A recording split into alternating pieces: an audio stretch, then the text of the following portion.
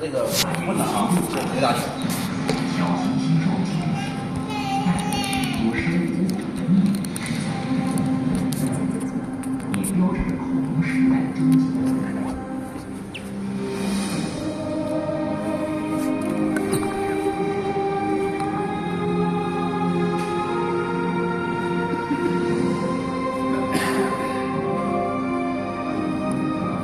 大黄河。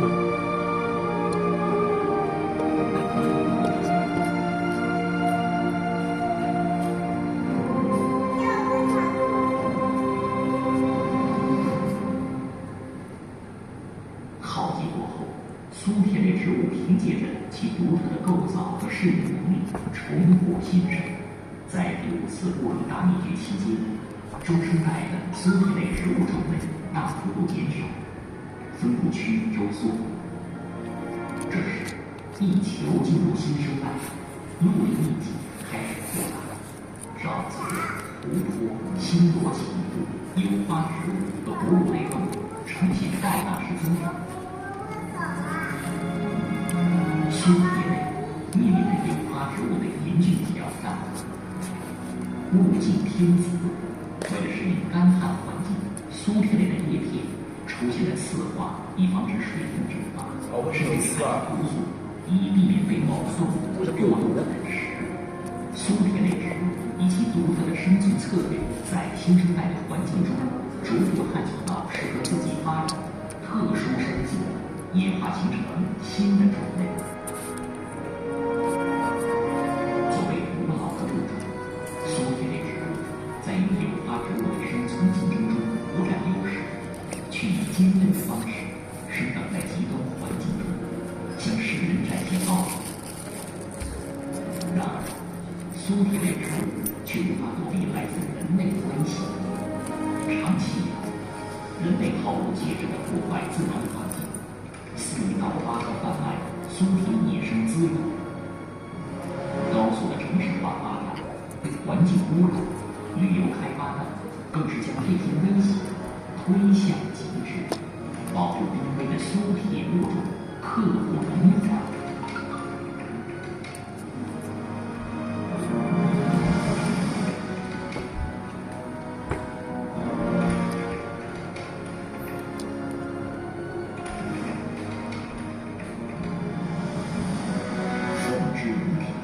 和使之苏醒，在环境条件恶劣时停止发育，等环境适宜时，再从休眠中苏醒过来。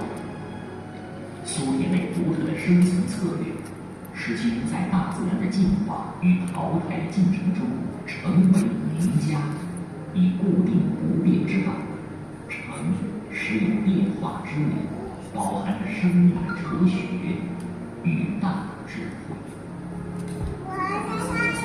好了。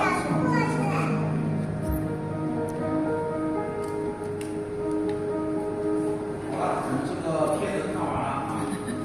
然后首先也回答大家的问题，就看看大家有什么疑问呐、有什么点呐、其实都可以在这个片子里找到答案。啊，这个苏铁刚才讲的，就是它是怎么样的一个生存的道路？比如说刚才也讲啊，它为了逃避这个有花型和它竞争，它在它灭绝之后，它能注入现实时代灭绝之后，到新的一个生长的一个更加相似，防水蒸发啊，这个是它竞争的优势。另外，它本身从微腐或者孤独的状态变成这个植株啊，让避免更多的这个动物去啃食它啊这个过程，所以大家可以看到。那么我们刚才看这个史话，我们讲到，只有苏铁的鳖长，苏铁的进化过程当中，就与这个植物是一样的。这种种子蕨类植物出现了几个不同的生长的方向啊，一个往种子蕨叫苏铁蕨方向发展。刚才谢佳老师给大家指了那个苏铁蕨，大家看到了啊，就一个是往苏铁蕨方向发展，那么一个向我们的苏铁木方向发展。啊，我们刚才看到的就是我们现在所有看到这种。我们目前看到的各种各样的苏铁啊，我们的2个科也好啊，我们的那个10个属也好，我们300多个种也好，它都是属于这个苏铁木这个范畴的。那么还有一种呢，叫本类苏铁木。那这个很遗憾，它在我们目前的一个科研方向以及考古方向发掘来看呢，它好像目前是已经灭绝了，就是我们没有发现在自然界中发现它生存的一些指出的迹象。那么我们的本类苏铁和我们的苏铁它有什么区别呢？它的区别在于哪里？我很简单告诉大家，就我们苏铁木，我们看到现在为止，刚才包括仙家老在讲，我们苏铁要不就是雌树，要不就是雄树，啊，它基本上是这样的，要不就大孢子球，要不然就小孢子球，对不对？但是我们本类苏铁木呢，它不一样点在哪里？它是雌雄同体的，同株的，它既有雌的也有雄的，所以我们叫本类苏铁木啊，它就是现在已经灭绝了。哦，本类苏铁可以自发授粉吗？还是有些是同体？这个现在无法证实，因为没有活的植株了，这是化石里面啊，我们从化石看到无法证实。我不能说它能不能自发，因为无法证实。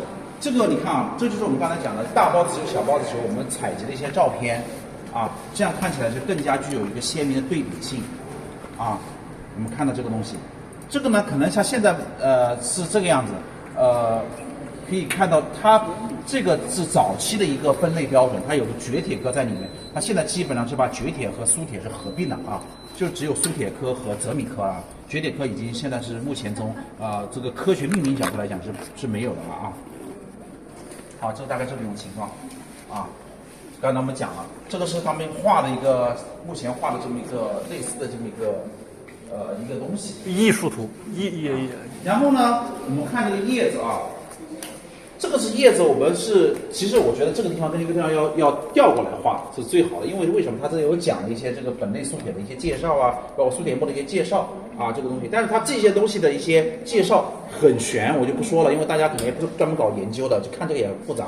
那么它怎么来的？我告诉它怎么来的，大家可以看这个，它都是通过这个化学的化石，在不同的地层、不同的时间段，我们发现了化石，然后通过它年代的一些推理，做的一些假说。记住，它这个叶形属的这个金华，它是假说，是依靠我们这个化石的证据来推论出来的。那如果哪一天你发现了一个新的化石，或者发现新的物种来推翻它，都是可能的。所以刚才金霞老师说了，作为一个科学家要有什么？要有好奇心，要不惧权威，这就是权威。你要不惧怕这个权威，你发现的东西，你要敢于去推翻它，这就能推动我们的科学的进步啊，是这么来的，好吧？我看到它只有辽宁，还好像内蒙有一例，有没有国外有吗？我看等一下会介绍，我们等一下会介绍啊。然后这个呢，就是演化出来，就是说啊，这个叶子怎么出来的？就刚才我们介绍，就是我们叶形啊是怎么慢慢进化出来的啊？我们它怎么来的？这其实都是假说，都是基于我们的化石的一些证据，包括我们现在说的大孢子球叶、小孢子球叶怎么来的，它也是假说啊。它有些有化石证据，有些没有，只能通过想象。那么这些呢，对于大家来讲的话，就未来就以后可能自己现在年纪大了可能不行，那自己的孩子或者孙辈可以不懈的去努力填补这些我们暂时没有找到证据的空白，就靠大家了。好，那么这个苏铁，我们刚才讲的有这个昆虫啊，包括大甲菌怎么去传粉啊，怎么去它怎么生长啊。那么接下来我们将我们要动画来告诉大家，摁一下，摁那个圈，好，对，好，开始，不要动了，开始。好，我们就不说话，我们开始看它来怎么生长。下雨了。好。他没写时间轴，大概发芽大概要多长时间？哦，更大了，还挺好看。对，我看像美女嘛，那种。那大包子椰球出来了。好，开始传了。这刚才小包子椰球。这是刚才我们讲的大甲菌虫，它是通过什么机制呢？就这个孢子，大孢子球跟小孢子球呢，它的温度是有温度差的。它一个是白天，它的温度差比较适合这个虫子去待着，不是吃，待着它就会白天就进入这个大孢子球里面待着。到晚上的时候，它就温度变化了，就把它赶出去。小孢子球适合了，跑到小孢子球这个里面待着，结果来回跑，这不就起到传粉作用了吗？好，粉传完了。它这个温度是在变化，这个红色代表它的温度的一个变化啊。好了。开始生长了，又长出来了。老鼠，啊，我们这个啮齿类的这个动物，它过来什么要啃食了啊？它是不是都吃完了呢？要想这个点，会不会把它吃完？有剩的，因为太多了，它要储存一点作为自己的粮食。那储存的过程中，它又健忘忘了，那留下来就帮它传播了。鼠，好，我们看啊，这就传播结束了。应该还有下一代。讲的这个苏铁种子应该没了，苏铁种子是可以吃吗？刚讲的，目前现在的苏铁种子都是有毒的啊，就有些可能有去毒的工艺，但是它的产量太少了，所以我们还是不建议大家去吃啊。那我们到下一个，刚才有一个我们的那个访问者他问啊，这个苏铁除了中国有没有分布以外，那其他地方有没有呢？那这个就可以介绍给大家认识一下啊，就很清楚了。哎，这个怎么动不了了？不是，别动它。哦，好。首先我们看的是二叠纪啊，这是二叠纪的时候地图，这个就是苏铁它的分布。啊，我们可以看一下，红色就是本类苏铁，黄色就是苏铁木啊，是两个啊。那个时候还没灭绝，它所以分布还是比较广泛的，可以看一下。啊，这个都可以看到，对吧？很多。好，我们到三叠纪。刚才是讲的三叠纪，现在三叠纪了，它都还是集中在北半球这边会多一点啊。可以看到啊，这都是有分布，但是不是特别明显。我们看侏罗纪，哇，就开始分布广了啊。所以为什么侏罗纪是不仅是恐龙的时代，它也是苏铁的时代？我更讲一句，侏罗纪是所有生物的时代啊，都很好，爆发式生长啊，这都在生长了啊，对吧？但是呢，中国有句古话叫做乐极生悲，对不对？否极泰来，它一生长完了，到白垩纪好了，就开始要发生变化了，灭了啊，就开始灭绝啊什么之类的，就开始，包括我们早期的一些我们的被子植物的出现，就有花植物开始出现了，啊，开始出现，包括古近纪这个时候的这个地球就有点像现在，哎，再来一个，古近纪我就不动它了，它这个有点一动它就这个有了，它就有点像我们现在的这个版图的分布了。啊，大家看一下，就是地壳运动以后啊，它和我们现在这个版图是很接近的，定型的，像牙齿一样定型的。我们这个到现在，这是我们现在的一个情况。所以，哎，这里，等一下，不动它了，这个动它以后，它感觉分布的就不是特别好看，边缘化了，彻底边缘化了。你看，我们可以看看，现在目前就什么，只有苏铁木了，啊，本类苏就没了，可以看到，所以我们就可以看到它由它刚刚出现，到慢慢到兴盛。再到慢慢的开始往回走，它所以是有一个叫做我们用佛家的语叫成住坏空，它是有个循环的过程啊，所以这么个情况。所以大家知道，就是苏铁这个植物，它不是说只在中国这个范围有，它全球都有。它在侏罗纪的时候可以说是广泛分布于地球的角角落落，成为我们恐龙的一个主要的食物来源，对吧？但是到后面慢慢的由于沧海桑田的变化，它也有它灭绝的地方。所以这就是一个这么样的一个变化，也就是我们可以讲叫沧海桑田吧。然后这个我们看一下，这个目前这个没有这个播片啊，我们看这个就是我们的化石，我们的一些植株的化，就是苏铁植株的化石，它主要是茎干的化石，可以看得比较清楚啊。这就是茎干的化石，就可以看它里面其实没有年轮的啊。为什么我刚才说它跟我们的木本、跟我们的这些铁木不一样的地方就在这个地方？它其实它是不是那种年轮式的那种紧密的结构，它是做不了一些我们的一些。要不要开店？你看一下要不要开店？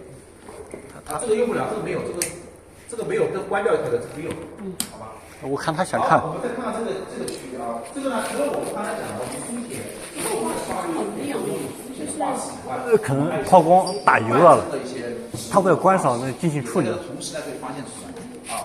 叫银杏啊。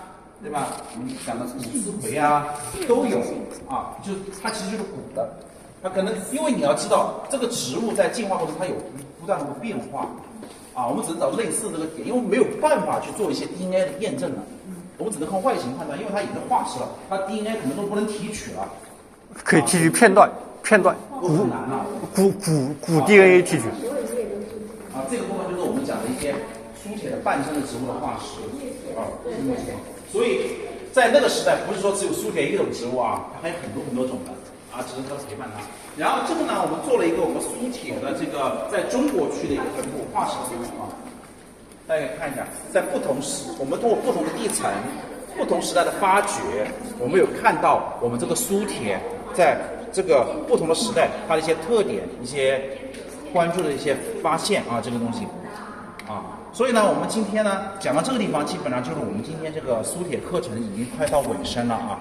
所以大家可以再扫一扫我们这个二维码，给我们稍微做一个评价，然后包括我们讲课过程中的一些不足，大家都可以提出来，以便我们后续进行改进啊，这么个过程。